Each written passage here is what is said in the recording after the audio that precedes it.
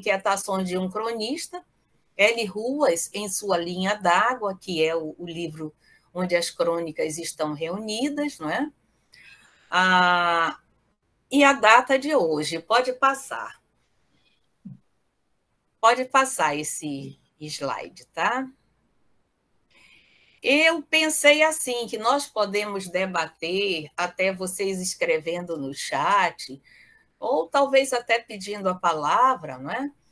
Algumas questões. Quem é o L. Ruas? Porque nós, de Manaus, não é? E professores de Manaus, conhecemos quem é o L. Ruas, o poeta, o cronista nem tanto, né? Por isso que eu quero fazer uma espécie de apresentação para alguém que é muito conhecido, tá? Como no nosso meio literário. Depois quero falar um pouquinho sobre o Linha d'Água, que é esse livro de crônicas que eu vou trabalhar, né? Eu escolhi só uma crônica para comentar. A crônica vai ser Sapato Velho, de Linha d'Água. Eu peço desculpas a vocês que ela é um pouquinho extensa, não é muita, mas para uma crônica é um pouquinho extensa, mas é extremamente agradável. E depois eu quero fechar com essa ideia da teoria da crônica, ou das teorias da crônica, porque conforme você lê um teórico como Márcio Moisés ou Salvatore D'Onofrio, né? Ou o Zé Maria Pinto é um teórico, ele tem um livro, o Texto Nu, né? Você observa que eles destacam mais um aspecto do que outro, né? Pode passar, por favor. Então, quem é o L. Ruas?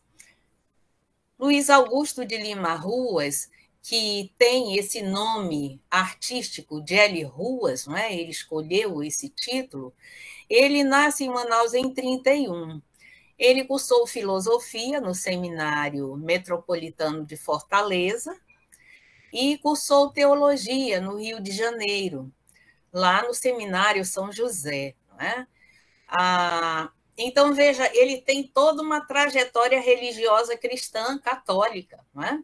E isso nós vamos ver imprimido, sabe, em toda a sua obra, até a obra de poesia, ou principalmente na sua obra de poesia, né? Ele foi padre, exerceu jornalismo, lecionou em escolas de nível médio de Manaus e na Universidade Federal do Amazonas.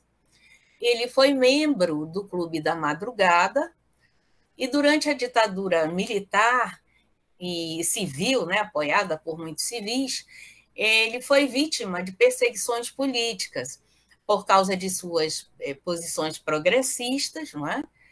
E veja bem, toda essa vida dele construída, a participação na igreja, não é? Fez com que ele se direcionasse para a crítica social, para a denúncia mesmo, não é, do descaso das políticas públicas para com as pessoas necessitadas. Então, nós sabemos que em períodos de exceção a política, não é? Essas pessoas que criticam os poderes, a inadimplência dos poderes políticos, não é, constituídos, elas são perseguidas, elas são atacadas. E muitos dos intelectuais de Manaus, principalmente desses membros do Clube da Madrugada, mas outros sofreram, não é? Sofreram perseguições, a grande maioria já morreu. O trauma foi muito eles, quando saem, aqueles que conseguiram sair vivos, não contaram, não é? Não escreveram essa história. Então, é uma história que está aí, ainda falada por alguns que presenciaram algumas coisas e sobreviveram, não é? Então, aqui também houve muita perseguição, prisões, torturas, não é? Ele faleceu em Manaus em 2000. E ele já tinha, quando faleceu, ele já tinha publicações, não é? 4 publicações. Pode passar, tá? O slide. Aqui estão, eu reuni os 4 livros dele, né? predomina a poesia, então, tá? O primeiro livro aqui à nossa esquerda e o último à nossa direita são 2 livros de poemas, uma poesia maravilhosa e existencialista, não é? Porque ele publica, olha, a partir de 50, se nós pensarmos, é ainda o resquício do pós-guerra, ainda é a Guerra Fria, e está todo mundo assim, ainda se apoiando numa espiritualidade, porque o trauma também da Segunda Guerra foi grande, não é? E de tudo que aconteceu naquela Segunda Guerra, né? Com extermínio, ou tentativa de extermínio de vários povos, né? Tá, de culturas. Então, os livros que ele escreve, ele publica em 58, o livro Aparição do Clown, que é um poema longo, não é? Então, esse palhaço é um palhaço que aparece nesse poema e ele busca o sentido da existência. É belíssimo esse livro. Ele foi publicado pela Valer em 2ª edição, essa aí é a primeira edição. Aqui está, olha, a 2ª edição, com estudos de alguns críticos literários daqui de Manaus, não é? E essa obra é objeto de muito estudo, inclusive eu oriento no PIBIC um aluno com essa obra. A Linha d'Água é o livro de crônicas que permanece em primeira edição, não é? Eu tenho aqui o livro, inclusive esse livro eu creio que eu ganhei de um pesquisador, ou eu comprei em um sebo, olha aqui. É única edição, então é uma obra rara, está todo amarelo se desfazendo, não é? E é a reunião das crônicas, de algumas crônicas do Ruas, publicadas em 70. Não estão todas as crônicas, não é? Quando o autor, um cronista, reúne suas crônicas para a publicação, ele começa a fazer uma triagem, sabe? Nem tudo ele inclui. Então, isso quer dizer que há ainda muitas crônicas do Ruas que estão lá no jornal A Crítica, que precisam ser buscadas, pesquisadas. Inclusive, há um pesquisador da obra do Ruas, eu não posso deixar de falar, que é uma pessoa maravilhosa, que é o Roberto Mendonça. Aqui ele reuniu a poesia do Ruas, não é? Ele levantou algumas dessas crônicas, não é? Eu preciso até falar com ele como ele fez, se isso permanece ainda em um levantamento preliminar, se foi feita a divulgação, sabe, desse material, mas já houve, então, da parte do pesquisador Roberto Mendonça, uma tentativa de levantar as crônicas que não constam aqui, não é? Daria mais um livro, mais um estudo, não é? Também o L. Ruas gostava muito de cinema, sabe? Era um comentarista de cinema, inclusive em algumas de suas crônicas, que estão ali no Linha d'Água. E ele publica Os Graus do Poético, ensaios sobre cinema e literatura. Olhem só, já é uma tentativa de ele pegar algumas crônicas que ele publicou sobre esses 2 temas, não é? Cinema e literatura, aí nesse livro, mas não estão todas, não é? Alguns desses ensaios já estão em Linha d'Água, porque do jeito como ele comentou, ele observou que poderia ser uma crônica também, não é? Como eu destaco esta aqui, rapidinho, tá? Antes de começar, cadê? Deixe-me. Eduarda, não.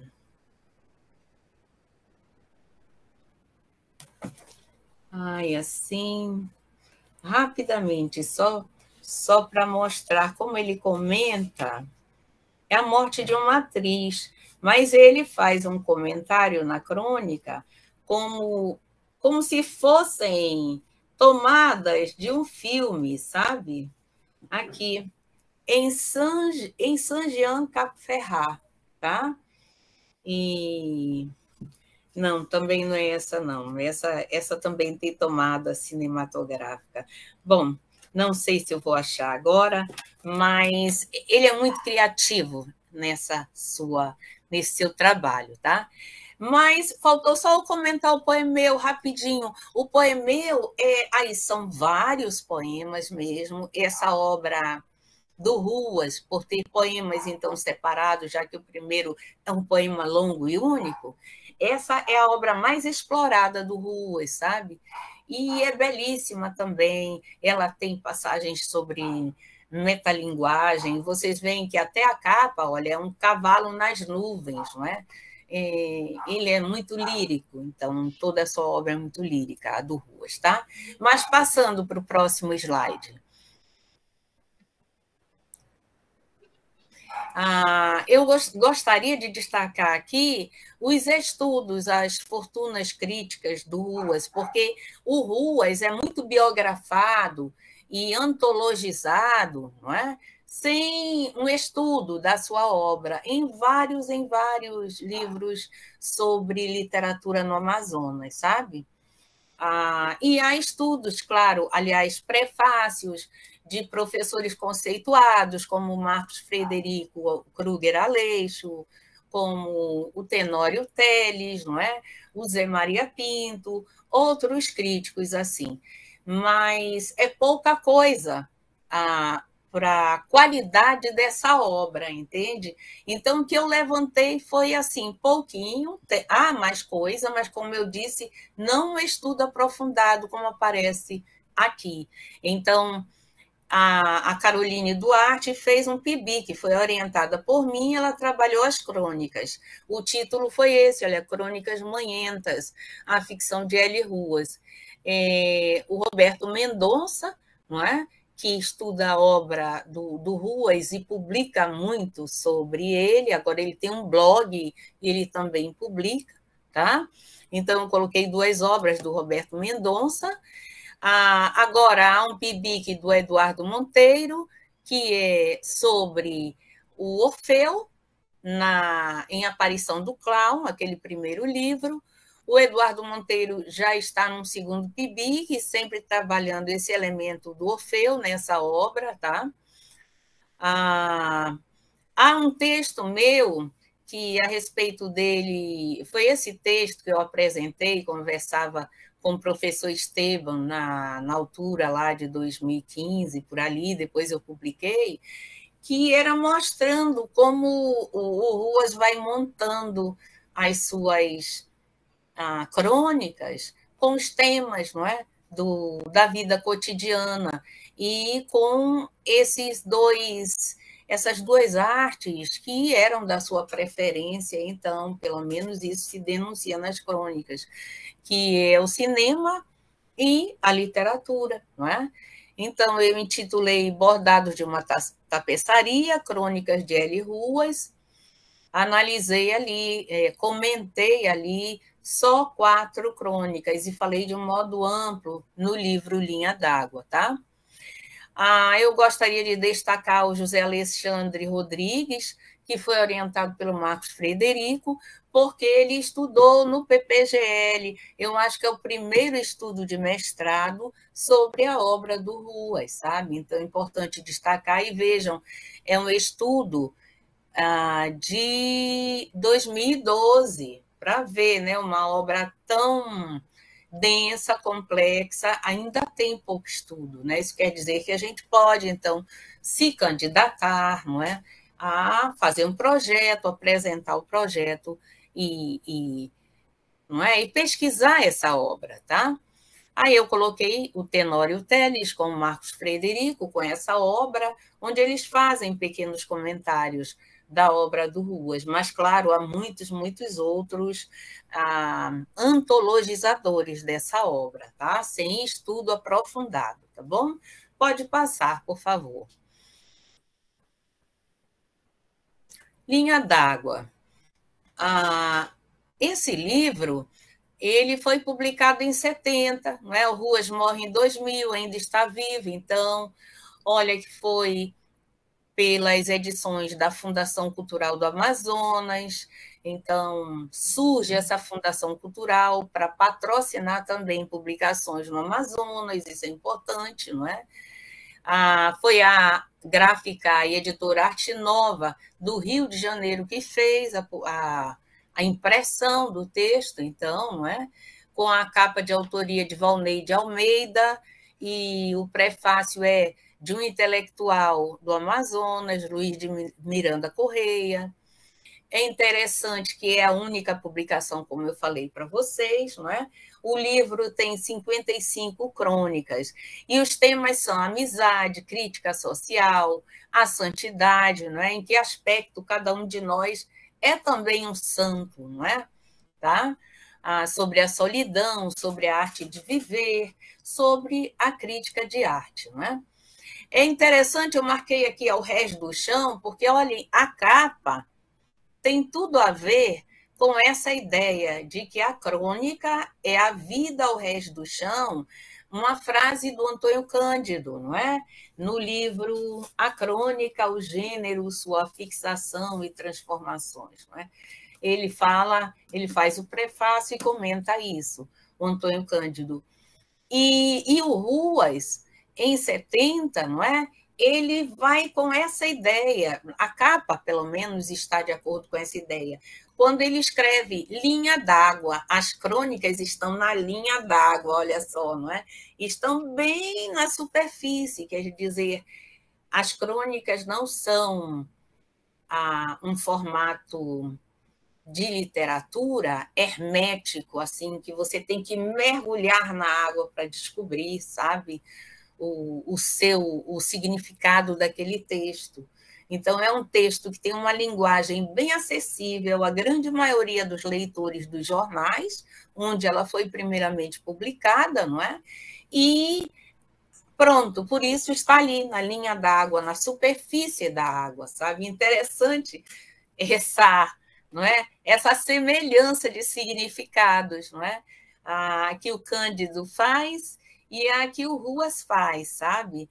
Eu não observei se o texto do Cândido é bem anterior ao do L. Ruas, mas me veio essa curiosidade, como é que, com termos diferenciados, os dois querem dizer, não é? Que a crônica tem essa abertura, não é? Uma linguagem aberta, acessível a uma grande maioria de pessoas, com graus de instrução diferenciados, não é? Mas que agrada a um público diversificado, não é? A primeira crônica de Linha d'Água é sobre a amizade, não é? É algo irônico. Essa crônica foi estudada por minha aluna do PIBIC, e é interessante que ele diz que um amigo que é super descolado, tem uma vida descolada, ele quer que o Ruas, cronista, faça uma crônica para ele. Ele gosta tanto, não é, das crônicas do Ruas, que diz, escreve sobre mim, eu não sou teu amigo, né? Esse é um bom motivo. E o Ruas começa a comentar que isso é impossível e tal, e ao mesmo tempo está falando da amizade do amigo, não é? Isso é interessante, ele burlando a nós leitores, dizendo que não está falando do amigo, mas está falando do amigo e da amizade, do que é amizade, não é? Não precisa que o outro seja perfeito, não é? Isso não existe, não é? A perfeição em uma pessoa, no outro, para ele ser meu amigo, né? Eu não preciso ser perfeita para usufruir da amizade dos outros, não é? Então, é belíssimo o texto, não é? E aí vamos para as inquietações, que é o próximo slide. As inquietações, eu intitulei assim, cada crônica, não é? Eu penso que cada crônica desse livro possui uma inquietação, sabe? Olha só, vem o prefácio, vem um amigo, vem o sapato velho, que nós vamos ler, Jerônimo, um homem. Veja como vai mudando a preocupação, não é, do cronista. Em algumas delas, o cronista até dialoga com outros poetas, com outros escritores, não é? A Planeta de Solitários, Falando na Solidão, Oração de Páscoa, em que ele, inclusive, conversa com Jesus Cristo, sabe?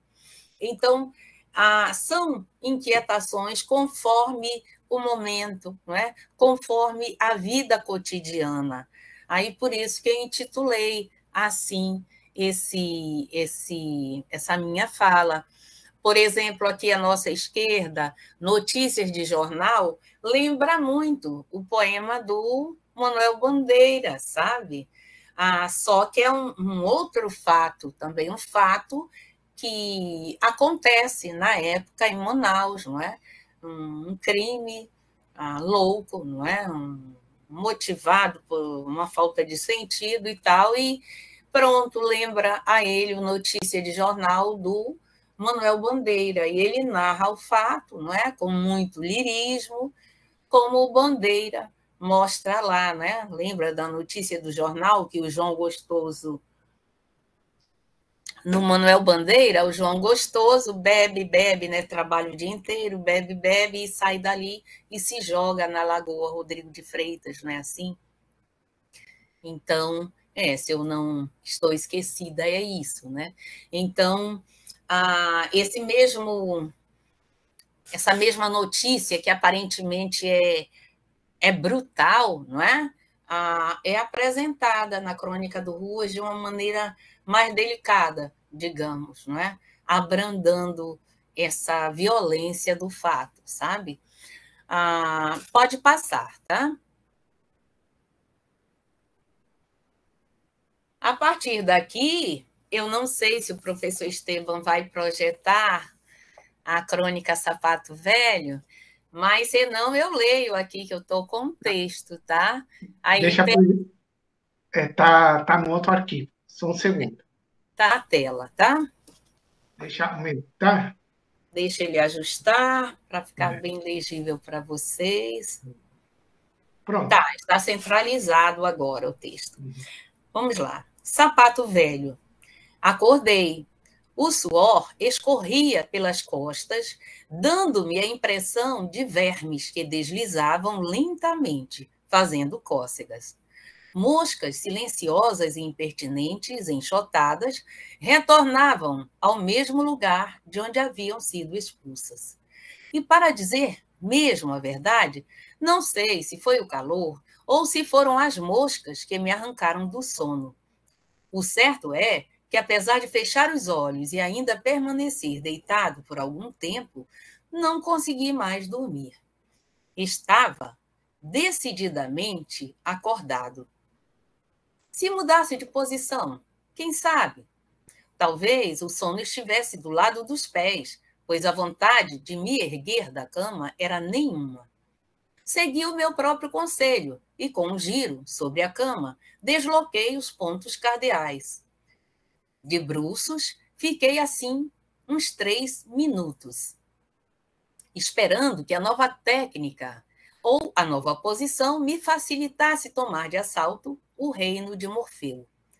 Nesses 3 minutos, tive de recordar alguma coisa, digo, muitas coisas. Nesses 3 minutos, tive tempo de recordar alguma coisa, digo, muitas coisas. Muitas dessas muitas coisas que foram lembradas, não sou capaz mais de dizer quais foram. 2, porém, me ocorrem. Uma era o Cobra Norato, do Raul Bopp, e a outra era a Introdução à la Philosophie, do Jasper. Pulava de um livro para o outro, e ora me vinha à mente trechos do Cobra Norato caminhando pela mata, atrás da filha da rainha Luzia, embrenhando-se por lagos, lagoas e lama, ora subia para especulação filosófica de introdução. E preciso reler aquele capítulo para ver melhor o pensamento de Jasper.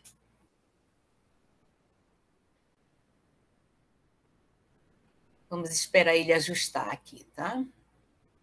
Pois bem, estava nessa ginástica quando me surpreendi com os olhos fixos num par de sapatos, encostados à parede, e cobertos de poeira. Não sei se foram os sapatos que me sugeriram a ideia de pensar na viagem do Cobra Norato, como também não posso dizer com certeza quando foi que eu os engraxei pela última vez. Lembro-me, porém, da última vez que os calcei. Saíra de casa, à tarde. Era uma tarde quente, como essa que me prende à cama. Um calor abafado se desprendia do chão e as árvores estavam todas quietas, como se estivessem fazendo a sesta. Andei suando mais ou menos até às 6 da tarde, quando começou a chover forte. Todos sabemos como é que chove forte aqui em Manaus, e por isso não vou me demorar no assunto. Começou a chover forte, chuva com vento, trovão e relâmpago. O céu coberto de nuvens escuras quando resolvi voltar para casa. Sem capa, sem guarda-chuva, sem galochas. A água me molhou totalmente. Estava encharcado da cabeça aos pés, sem que vá nisso metáfora alguma. Aproveitando. Deixa ele passar um pouco mais. Ok. Aproveitando o gás neon dos relâmpagos e os faróis dos carros que passavam velozes, espadanando água lamacenta por todos os lados, eu seguia, tentando acertar com os trechos das calçadas que não estivessem esburacados. Tentativa inútil. E inútil acrobacia, pois não durou muito, senti os pés refrescados pela chuva. Os pés na parte de baixo, no solado, na planta dos pés, quero dizer. Esta sensação me levou a considerar que os meus sapatos já estavam furados. Ora, vejam só, não faz 2 meses que comprei este sapato e ele já está furado. Mas hoje tudo é assim. 400 cruzeiros. 400 cruzeiros e já está furado? Afinal de contas, isso é Brasil. E daí passei a declamar em silêncio uma verdadeira catilinária contra o roubo em geral, e em particular contra o governo, o único responsável por essa crise de caráter que leva os profissionais a não realizarem seus ofícios com a devida seriedade e honestidade.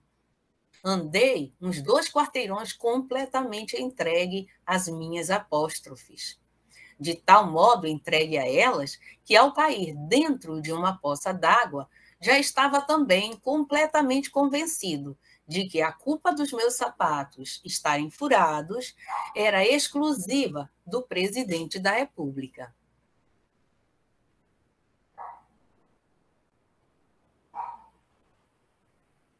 Ok. Não me culpem os leitores se fui muito severo, metendo política no assunto tão terra a terra, como seja o dos meus sapatos furados. Este é o mal da nossa época. Atualmente, não há conversa que não atravesse os portões do catete. É um mal social, se o leitor quiser chamar assim, mas, antes de tudo, é um mal existente do qual não nos podemos libertar. Além disso, se o leitor não for capaz de ver a relação existente entre os meus sapatos furados e o governo do Brasil, entre os meus alicerces carcomidos, devorados e furados e os alicerces do Palácio Presidencial, lembro-lhe aquela passagem da Sagrada Escritura, que pode ser aplicada com as devidas modificações ao caso. Abissus, abissum invocat. Esperar ele passar mais um pouquinho. Como ia dizendo, foi ao pisar na poça que me assegurei da culpabilidade do presidente da República. Certo do desgoverno da pátria amada, idolatrada, salve, salve, cheguei a casa, sem me ser necessário repetir que estava completamente molhado. Os pés patinhavam dentro dos sapatos. Choque, choque, choque. Em casa, despi-me, descalcei-me, tomei um trago de conhaque e fiz com álcool fricções nos pés úmidos e frios para evitar um resfriado. Os sapatos foram colocados sobre o fogão para secarem, e eu só os vi no outro dia, quando os calcei para ir à sapataria adquirir um novo par. Aí mesmo, na sapataria, deve ter começado a história sentimental do sapato velho. Enfiei os novos nos pés e os velhos foram encerrados na caixa dos novos, da qual se apoderaram os meninos em casa, dela fazendo um carrinho faz de conta. E o sapato velho foi empurrado para baixo da cama ou para detrás das malas, sem destino. Com certeza andou rolando por esses lugares escusos e não sei mesmo como ainda se encontra ali, perfilado junto à parede, depois da arrumação geral, porque passou a casa antes do último aniversário, pois a arrumação foi, de fato, geral.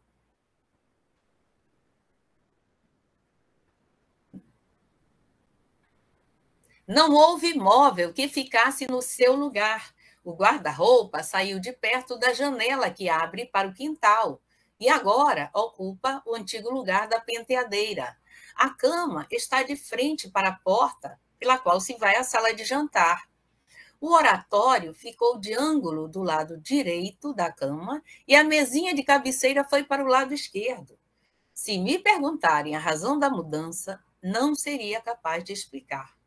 Comodidade, estética, não atino com o porquê de tamanha revolução, apesar de estar pensando nisso desde o primeiro dia. Mas até mesmo as gavetas foram arrumadas naquela ocasião. E vi mesmo alguns sapatos e chinelas jogados no lixo. Eis porque me espanto com a sobrevivência daquele par. Por isso, ou por aquilo, lá está ele. Aguardar um pouquinho? Tá. Pode subir um pouquinho, Esteban, por favor.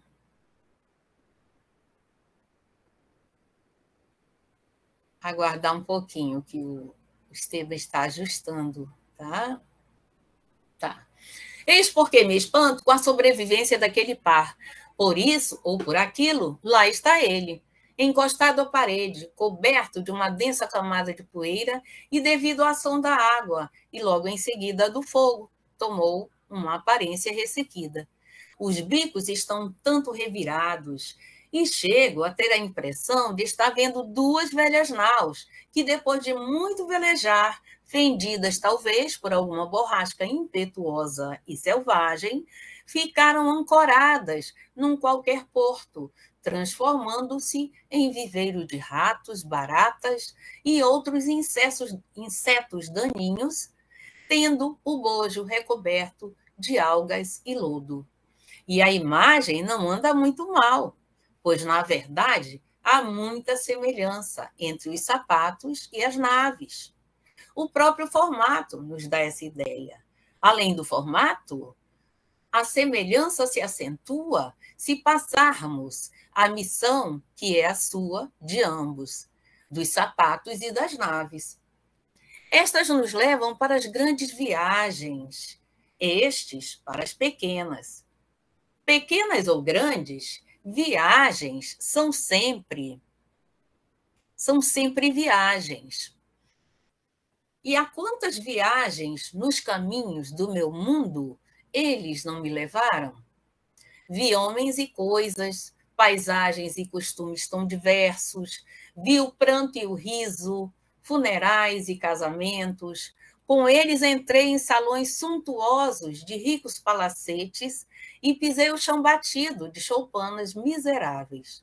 Visitei mundos novos, berços, escolas, orfanatos e assisti à derrocada de velhos mundos. Revi lugares da minha infância e paragens completamente desconhecidas. Andei por ruas e estradas. Fui a teatros, cinemas e hospitais. Fui ao país da música, das cores e dos carretéis de Humberto de Campos. Uma coisa interessante é que sempre me vem à mente essa passagem de Humberto de Campos, e especialmente quando vejo alguns dos casos de amizades quando a gente não quer mais os amigos, quando não mais precisamos deles, fazemos como os meninos, com os carretéis, penduramos-los num prego. Ou fazemos como eu estava fazendo com os meus sapatos velhos. Ora, Humberto, isso é muito sentimentalismo. Hoje em dia, a vida se constrói à base do interesse. Esta é a primeira lição que devemos ministrar aos nossos filhos, pois não é que eu ia caindo nesta asneira de fazer reflexões sentimentaloides sobre os meus sapatos velhos? Que nave, coisa alguma. Sapato é isso mesmo. Só serve até um certo dia. Depois a gente joga fora e pronto, compra outro.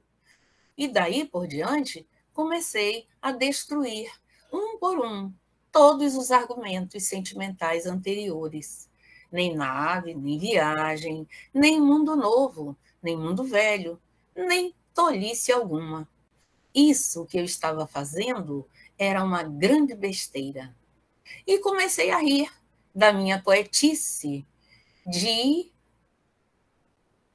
muda um pouco, de adolescente sentimental. Ainda ri quando minha mãe entrou no quarto e está pensando na morte da bezerra? E seguindo meu olhar, topou com os sapatos velhos. É verdade, estes sapatos não prestam mais, não? Posso jogar no lixo? Pode. Ainda olhei para os sapatos que ela apanhou e então percebi que não estava muito seguro da minha resposta, pois o riso que estava nos meus lábios parecia como o de um velho marinheiro que assiste de um canto de praia à destruição de sua nave. Adormeci novamente. Então, olha só, você vai lendo, não é? E você se envolve com o que ele está pensando, não é? E ri com ele, e sente a ironia que ele está destilando naquela ideia de que tudo é culpa do governo, não é? O Brasil, os anos se passam e o Brasil não muda muito, não sei se é só a política do Brasil também, não é? Então, vejam, essa crônica faz parte do livro Linha d'Água e ela está publicada na data de 1958, não é? Mas ela tem, aliás, ela tem passagens extremamente atuais, não é? E o que não há, talvez por alguma carência de instrução, não é? Da parte de algum leitor, mas é só ir buscar, não é? Ora, ali, quando ele fala no Humberto de Campos, por exemplo, quem é pesquisador da crônica sabe que o Humberto de Campos foi um cronista, não é? E o modo como ele associa os sapatos velhos abandonados aos carretéis abandonados das crianças, não é? Que brincam, fazem os carretéis de soldadinhos e tal, mas quando se cansam, penduram num prego, não é? A crônica, o básico da crônica é dessa crônica sobre os carretéis. Mas o modo como ele atou ali a ideia, não é?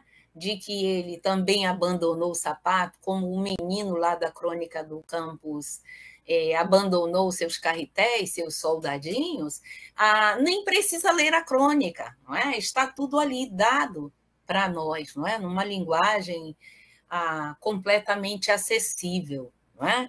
Então, eu pedi que vocês fizessem os comentários de vocês para a gente agora debater, e enquanto não aparecem esses comentários, eu também destaquei algumas coisas que nós podemos explorar nessa crônica, não é? Que é extremamente agradável, assim, não é? Você lê e quer ler de novo, e de repente você está rindo com as ironias dele, não é? E se emocionando com as passagens em que você percebe que ele não quer se desfazer do sapato, não é? Ele gosta do sapato velho, não é? E está arranjando, claro, motivos, não é, para não se desfazer dele. Então, a primeira coisa que eu creio que ata essa crônica é essa súbita insônia. Nós percebemos mais à frente que é uma sesta, não é? Ele está dormindo depois do almoço em Manaus, nesse nosso calor maravilhoso, não é? Adoro calor. E está suando, não é? As bicas, até as moscas vieram importuná-lo. Então, nessa sesta, de repente, vem uma insônia, ele quer dormir mais e não está conseguindo por causa do calor. Mas está naquela modorra gostosa, não é? Que só nós aqui de Manaus sabemos. E interessante que ele fecha a crônica dizendo que depois de tudo isso que ele avaliou, né, a respeito do sapato, ele volta a dormir, não é? Então, esse que é o grande, não é? Avaliou tudo isso, pensou tudo isso, e o sono chegou, depois que a mãe entrou no quarto e perguntou se ela já podia jogar fora aquele sapato, não é? Então, isso ata a crônica, não é? Isso prende, faz com que haja uma sequência que nos prenda, nós leitores, não é? Essa crônica se parece muito com a conversa com um amigo sobre amenidades, em que a gente vai, não é, desenvolvendo, vai adiando o desenlace, não é? E vai incluindo ali um monte de detalhes, não é? Então, nas nossas conversas, nós fazemos isso. E o cronista está, então, conversando conosco assim. E numa conversa extremamente agradável, né? Ao mesmo tempo, claro, é uma escrita publicada em 58, é uma escrita extremamente elegante, não é? Se pensarmos nos textos escritos atualmente, essa elegância ela é adquirida com uma linguagem que não segue muito mais aquelas regras rígidas da gramática normativa, sabe? É uma escrita elegante porque tem leveza na descrição, sabe? Você vai, não é? Ele vai construindo o texto e fazendo com que nós imaginemos todas aquelas cenas, não é? Ele nos coloca dentro das imagens que ele construiu, isso é maravilhoso, né? Isso que nos faz nos envolver no texto, não é? Com o texto. Então, é uma leveza na descrição, na narrativa, né? Nas partes em que há narrativas, e ela é muito plástica no sentido de que nós somos levados a imaginar junto com ele, não é? E esses movimentos aí, essa leveza, essa plasticidade, são criadas mesmo, não é? Por esses movimentos que o personagem vai criando nessa crônica. E eu consigo descrever assim, vocês podem pensar de outro modo ao ler a crônica, mas eu pensei assim, o personagem abre os olhos e vê o sapato velho, não está conseguindo mais dormir, não é? Mas quer dormir mais. E vem a ideia da última vez que os calçou, e aí vem toda a ironia, porque ele lembra que quando os calçou, deu temporal, não é? E os pés ficaram molhados. Então, vem toda uma ironia a ocupar o presidente do Brasil pelo furo no sapato, não é? E se nós pensarmos, se nos dermos ao trabalho, não é? De imaginar na década de 50, né? Como está o Brasil, né? O cenário político no Brasil, nós vamos ver que o Vargas já está numa segunda presidência, né? Depois há um período conturbado em que o presidente renuncia, e eu não me lembro se é o presidente do Senado que assume a presidência. Então, é um período conturbado do Brasil e que isso vai se refletir na economia, não é? Nas finanças e, claro, na vida diária deve estar havendo uma reflexão um pouco amadurecida de que tudo que acontece no Brasil é culpa do presidente, não é? Daí ele inserir no seu texto essa ironia, né? Qualquer falta de caráter de qualquer pessoa, a culpa é do presidente, né? No caso do sapato furado, usado apenas 2 meses, o fato de não haver um controle de qualidade na fábrica que produziu o sapato, né? É culpa do presidente. Então, olhem aí a ironia, né, sendo lançada, né? A falta de preparo, de informação das pessoas que levaria a isso. Né? Na sequência, vem a parte que é bem lírica, que é a história sentimental do sapato velho, quando ele compara os 2 sapatos às naus abandonadas, não é? Então, é uma parte belíssima, não é? Os sapatos como as naus abandonadas no porto. Sapato velho comparado ao brinquedo pendurado no cabide, ele faz essa outra comparação, né? E ele tira essa imagem do texto O Brinquedo Roubado. É um livro de memórias do Humberto de Campos que possui crônicas, na verdade são crônicas, né? Mas ele intitula Memórias e são crônicas da sua infância, é por isso, né? Também um texto muito lírico, tá? Um livro muito cheio de lirismo. Na sequência da crônica, aparece a mãe do personagem, não é? Do personagem cronista. Ela entra no quarto e pergunta, não é, se já dá para se desfazer do sapato. E ele afirma que sim, e ele voltou a dormir. Olha aí, não é? Há uma preocupação um tanto leve, podemos dizer, não é? Dessa de acordar, querer continuar dormindo, ver o sapato, fazer toda essa reflexão e voltar a dormir depois disso, não é? Mas olha que crônica belíssima, não é? Relacionada com toda essa ação que eu enumerei, não é? Ao mesmo tempo, essa crônica tão leve, ela dá indícios das atividades do personagem cronista, não é? Que aqui, se é um personagem, é também o L. Ruas, não é? Um professor de literatura, um escritor, poeta, crítico literário, né? E de cinema, professor de filosofia, não é? Professor de teologia, e tudo isso, então, eu resumo assim, que todos esses assuntos têm a ver com a vida cotidiana, né?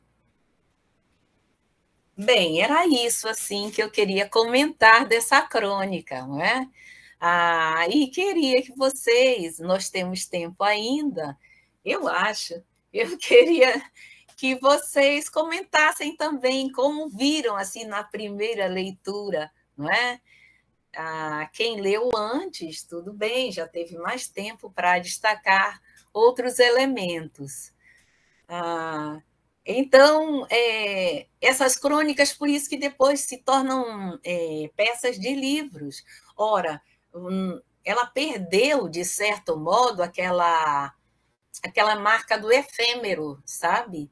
Quando ela está sendo lida hoje, não é? Em 2023, e nós vemos nela, não é? Nos envolvemos, somos envolvidos pela escrita, não é? E nós vemos tudo isso, descobrimos tudo isso, toda essa beleza. E a gente volta para ler e volta para ler, não é? E vai descobrindo mais elementos assim agradáveis, não é? De dialogar com o texto.